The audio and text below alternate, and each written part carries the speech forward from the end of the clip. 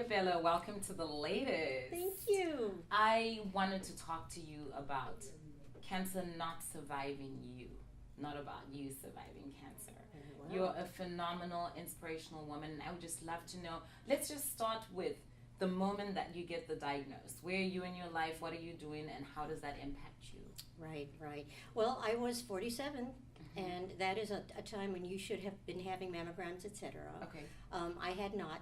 And it was because a friend of mine actually told me, you have not had one. She made me go get one. Make a long story short, Wow. I went, and it was, they found something. And when I went back and we did a biopsy, it was a first stage cancer. Wow. And, I'm very control of my life. I've done everything I always wanted to. And I just remember that moment thinking, this is not what I planned for. And it hit like a rock. And that was the moment. And nobody knows how it's going to affect you until it does. Because I was always on the other end, helping other people survive it and be their confidant. And all of a sudden, I was You're the one. it. Yeah. So who was your support system? What's the next moment from there? You go home and call your friends and family, or do you sit in a corner and cry? Like, how do you handle Oh, you could do both. And now that Yeah. I'm very involved with American Cancer Society, I could see where people take it from different points of view. Okay. I went straight to my family, my husband, told them first. My two daughters were young adults, but junior high and high school. But old enough to know, and we told them together later. Okay. But he was my first, and you do cry. And you're just not something that you expect to hear. Yes. And especially when it's for someone who is a powerful woman in control of her life, you don't always know how you're going to react.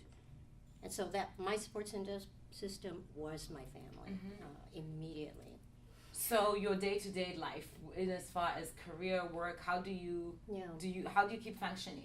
Well, it's interesting, on top of all of that, I was, at that time, I was editor of an aviation magazine, if you can believe that. Wow. And I remember going back to work, and I had told some of my very closest friends, I got a phone call from a former editor at a big corporation that I used to work. Very brave thing for that woman to do, and call me and just say, it's Chris, how are you doing? And I remember swiveling my chair around in my office where the editorial room was, and just weeping, because she had the courage to call me and just say, how are you doing? Yes. Because I really was fine after my surgery. I ended up having a lumpectomy. Okay. I had 38 radiation treatments. Wow. And that was where the journey got real, to tell you the truth. Can you explain why? Is that a beauty thing, how you're perceived as a woman, like how you're supposed to look? Oh, yes, Okay. absolutely. And in fact, there was a moment, I was taking a shower, it was after my surgery, and it was the moment where they said, you can take the bandage off, you have to bandage. And when I saw the scar, I just wept like a baby. And I remember sharing it with my husband, and he just said, that scar saved your life. And that moment just, It's a shift in thinking. got me back into Yes. thinking, you're right. I had an excellent doctor at St. Jude, and I started to kind of come back from it. And it was quite a shift. And I remember another moment sitting on my couch, looking at my daughter, who was the junior high. She was making cookies, and I just thought, I want to see her get married. I want to see her do her career, have children if she wants, So and change the world. resolution to survive. Exactly. Yes. So you have to think like that. It's a mentality. And yeah. at this point, now that it's been 12 years, yay, thank you. But I've met so many women of all walks of life that I think it's already in you. Yes. I think if you're a strong woman and it happens, you're going to become stronger.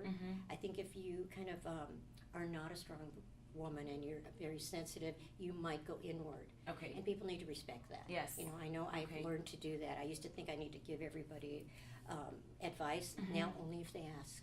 Okay. The color pink, what does it mean to you? You look gorgeous, by the way. Thank you. Color pink. And it's interesting because breast cancer awareness is usually typically a pink color. And I've been asked to speak at many venues. And one of the things I open up with, it's just decorated in pink. And I usually say, I love pink. It's such a joyous color for such a serious topic. Yes. And isn't that nice that Yes. that's what represents breast cancer? And personally, and because I've read this book called Living Consciously by Valeria We'll have to look that up. Yes. And because it's, even though people kind of think of it as a demure, feminine, maybe even a little bit of naivete in the pink color, it's actually a color of passion. This shade of pink is a color of passion. And I've started doing that and incorporating it in my life. And it sure would be nice that pink and breast cancer awareness was more than just October, but throughout the year. Thank you so much for that. It's been a pleasure having you here, and I look forward to having you back on the show and finding out the latest in your life and what you're doing. Absolutely. It's my pleasure. Thank you so much.